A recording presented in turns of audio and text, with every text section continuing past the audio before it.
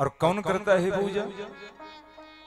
द्विपदायाश्चतुष्पदा त्रिपदायाश्च षट्पदाः विच्छन्दायाश्च सच्छन्दाः शुचिभिः सम्यन्तुत्वा।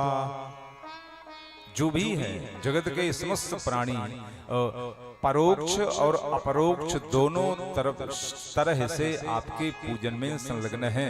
मनुष्य चूंकि संसाधन युक्त होता है इसलिए उसका पूजन कार्य विधान दिखता है, लेकिन ऐसा नहीं है।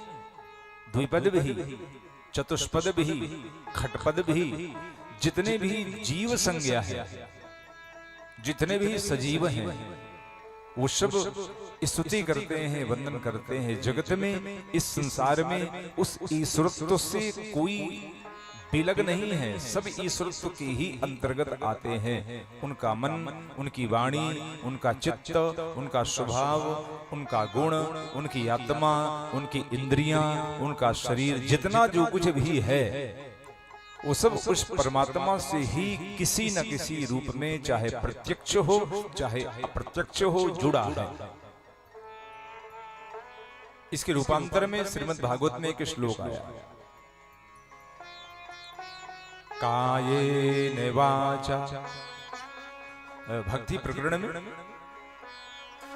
कायेन वाचा मनसेन्द्रियैर्वा बुद्ध्यात्मना वानुसृतः स्वभावा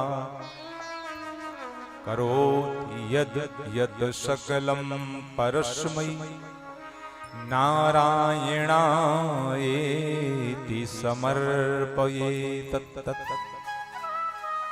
जो भी है हमारे पास, काया, वाचा वाणी, मनस मन, इंद्रियां, स्वभाव, गुण, जो भी है वो करें क्या? नारायणायेति, नारायणाय इति, नारायण के लिए समर्पयेत, समर्पण करें। और करना ही पड़ेगा। उस ईश्वर की ब्रह्म सत्ता से हम दैवी सत्ता से अछूते रह नहीं सकते। उसका तो हमें अनुसरण, अनुकरण, उसका हमें उसके अंतर्गत रहना ही पड़ेगा। उससे विलग हो ही नहीं सकते। समस्त प्रकृति, पृथ्वी, वायु, आकाश, अग्नि, जल, सब उस ब्रह्म सत्ता के ही रूप हैं, अनेका प्रकार के। और ये सब सूत्र जो भी है ना, ये अष्टाध्यायी में, ये सब यजुर्वेद की है।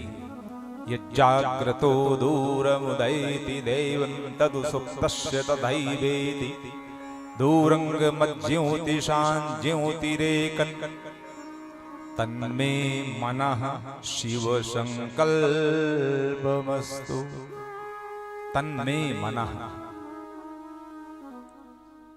जो परमात्मा वो है, ज्योति स्वरूप जो ईश्वर है, उसके लिए शब्द आया। तन में जुड़ा हुआ शब्द है। इसका जब संधि विच्छेद करेंगे शब्द आएगा तत् में। वह ईश्वर, वो परमात्मा जो ज्योति स्वरूप है, मैं प्रार्थना करता हूं, मनः शिव संकल्पम अस्तु। उसकी कृपा से, उस ज्योति रूप परमात्मा शिव की कृपा से वह मेरे मन में संकल्प को स्थिर करे। जो मैंने संकल्प लिया वह पूर्ण हो। मैं संकल्प करता हूं शिव की पूजा का। परमात्मा का विराट रूप भी, ओम सहस्रशीर्षा पुरुषः सहस्राक्षः सहस्रपाद सभूमिग्वं सर्वतस्पृत्वात्यतिष्ठद्दशांगुलम्। सहस्र शीर्ष है, सहस्र नेत्र है, सहस्र पाद है, सहस्र बाहु है, लेकिन इसके बाद भी सूक्ष्म इतना है कि अदृश्य है। ये उपनिषदों का दशांगुल न्याय है। इतना विशाल वो परमात्मा, लेकिन वो कैसे रहता है?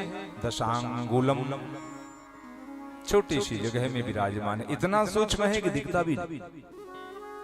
विशाल इतना है कि सब जगह समाया है, पूरा ब्रह्मांड उसमें समाया है, और सूक्ष्म इतना है कि दिखता भी नहीं।